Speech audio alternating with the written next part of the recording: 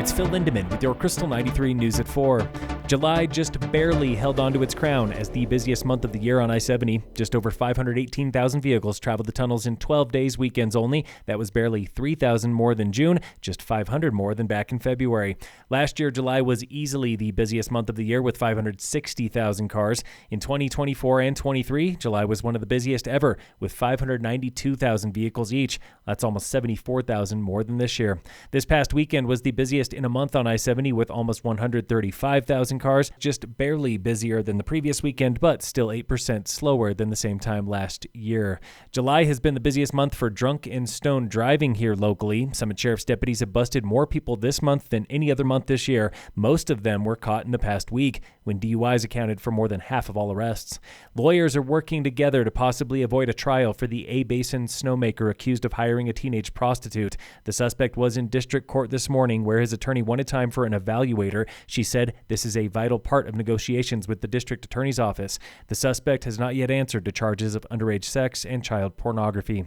Brian Bovaird is leaving Summit County for Xcel Energy. His final day was Friday. Bovaird spent more than 8 years as director for the county's Office of Emergency Management. He's now doing similar work for Xcel. His replacement here has not yet been named.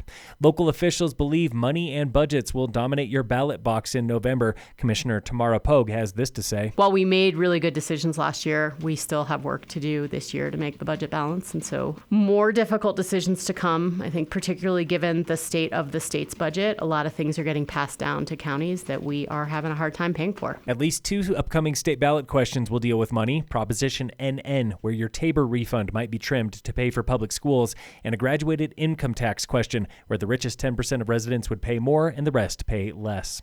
Krystal 93 celebrates 150 years of Colorado statehood every Monday this month, and today we attend a turn-of-the-century ball game with Ann Cross of Summit Historical Society. People worked hard, and baseball provided a break and was a major social event for isolated communities. Towns, mining camps and companies, and ranches had teams. The team from Montezuma was followed by an ardent supporter, the local madam named Dixie. She was known for taking bets, and her colorful language caused more than one mother to relocate where her children were watching. Breckenridge also fielded a team named the Breckenridge Bloomers, a women's team so named for their loose pants worn under shortened skirts. Although it seems the Bloomers only played an exhibition game against the men, their existence confirms the popularity of baseball. Be here next Monday for more local history, celebrating Colorado's 150th.